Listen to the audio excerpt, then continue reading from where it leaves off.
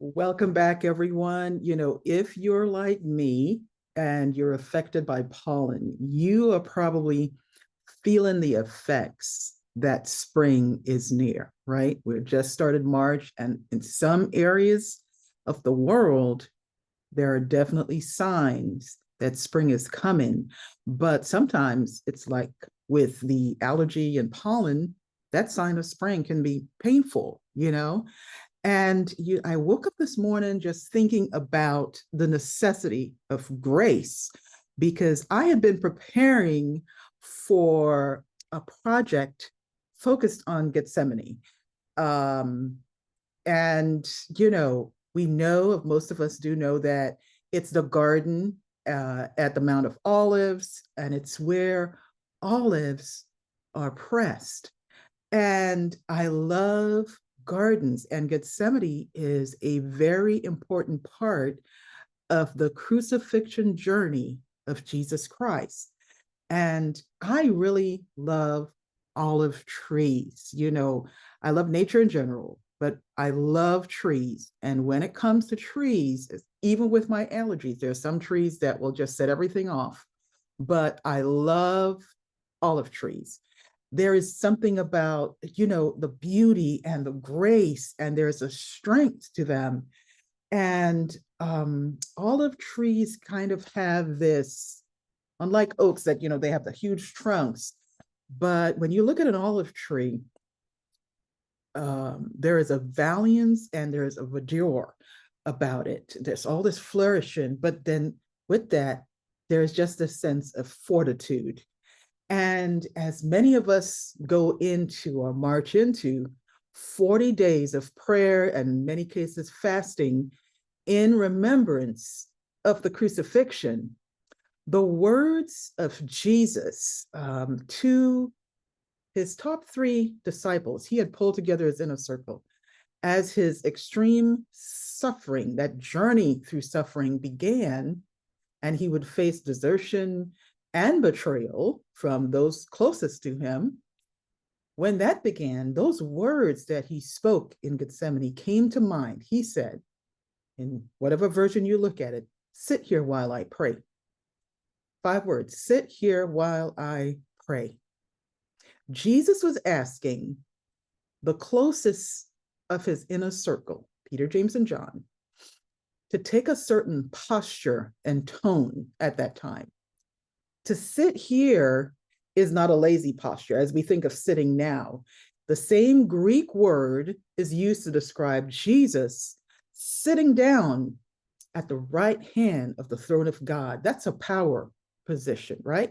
It's a posture of watchfulness and waiting. It's a battle strategy. Their tone was to be one of sort of this sacred strength and silence. That too is a battle strategy. And in the 3 different periods where Jesus prayed in Gethsemane, his 3 closest disciples could not keep that posture or tone as he commanded. They failed to engage the battle strategies that he asked them to. They were dead asleep every single time. Jesus was engaged in agonizing prayer. The Bible describes it as agonizing. Heaven sent help. Yet those 3 disciples who were so close to him slept on. Can you imagine missing a visitation from heaven because you're sleeping? Can you imagine that? How is your posture and tone as March begins? What is your battle strategy? I made a lot of notes to myself, really, as I was going through time over and over and over and over all the scriptures relating to Gethsemane. And there's not a lot of them, but they're very specific as the journey to the cross gets closer. The hour was getting closer for Jesus. And as I thought about that, of course, can't really think about the crucifixion especially Gethsemane, without thinking about the word grace. And that word led me back to a woman most of us have heard of. And that woman had the right posture and tone for the season she was in. She had a battle strategy. And 1 Samuel 1:18 says this, let your handmaid find favor in your sight. Of course, we're talking about Hannah, right? Every woman I know relates to Hannah in some way. Even people who are not believers, who have read or heard her story, can relate to Hannah. One verse says she was heartbroken and her prayer turned basically to just kind of the silent weeping. How many of us have been there, right? Where your prayer is just sort of this inward cry. Why would an honored and loved wife posture herself as a handmaid with a tone that was barely above a heart's cry as turmoil in her house increased? It was a personal battle, right? And we know it would grow into something bigger than that when her son Samuel is born. But while she was in that state of travailing and praying and that silent cry, even the priests could not hear the words that she was saying. He thought she was drunk. And she says, one of the, I think, the most powerful verses in scripture, no matter which version you read it in, she says, I have been pouring out the pain in my soul before the Eternal One. Are any of you there, or have you ever been there, where everything coming out of you to God is a soul pain? You're now at a loss for words. Many of you may be there, but the posture and the tone, just like Jesus in Gethsemane, matters. It's why he told his disciples, sit here while I pray. He didn't even ask them to pray. He says, sit here while I pray. Can you imagine? Hannah took on this posture of a handmaid, a servant, as she presented herself in prayer to the commander of heaven's army. That was a strategic woman. Her tone was a soul cry.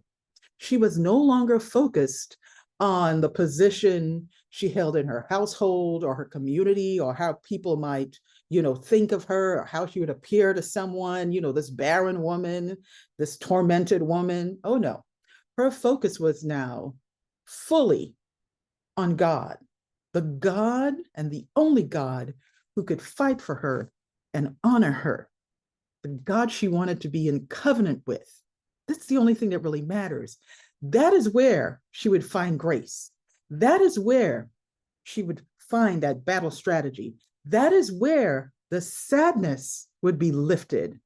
That is where she would find restoration to worship. That is where that flourishing and fortitude would begin to take root and bear fruit. As I was reading through Hannah's story, when she said in 1 Samuel 1:27, the Eternal has indeed granted me the petition I made, it kind of brought my mind back to King Hezekiah in Isaiah 37, right? There's a lot of well-known verses in there, but basically says, this is a day of trouble and rebuke and blasphemy. For the children have come to birth, but there is no strength to bring them forth. Both these stories are talking about a birthing. Hannah's story, actually, the story of Jesus in Gethsemane, something was being birthed. Hezekiah, King Hezekiah, here we talk again about having something that's in the process of being birthed, but there's trouble, there is rebuke, there's blasphemy. And says, lift up your prayer for the remnant that is left. Whatever you have remaining, some of you may be in that position right now. You just think, I just have a little left. I don't even have strength to bring forth anything. But God can cause that remnant to come forth. God can do these things. And Hezekiah, King Hezekiah, prayed to the same God that Hannah prayed to, the Lord of the armies of heaven. Once again, we're looking at battle strategy. The problem may seem to be birthing. The problem may seem to be, trouble at home. The problem may seem to be, I just asked the disciples to sit there while I pray. But it was the Lord of heaven's army. Battle. It's always about the battle. And he said these words, you are God, you alone of all the kingdoms of the earth. You have made heaven and earth. Incline your ear, O Lord, and hear. Open your eyes, O Lord, and see. Talk about making a petition. And of course, the Lord responded, as he does when we have the right posture and the right tone before him. And a promise to the remnant was what? They will again take root downward and bear fruit upward, right? That even reminds us of spring. There are things we are looking around and thinking, that thing might be dead.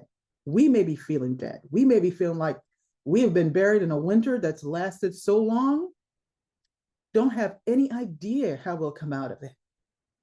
But this image of taking root downward and bearing fruit upward, that's like a great spring garden promise, right?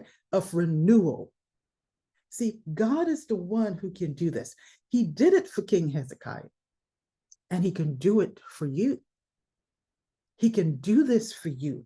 He can take that thing that seems to be stuck in this place where it can't come forward, or you don't think it can come forward, or you just think, oh, there's just a little left, it's just a remnant, and there's no help for us. But just like Hannah prayed with that posture and that tone, and what did she say about God's response? The Eternal has indeed granted me the petition I made.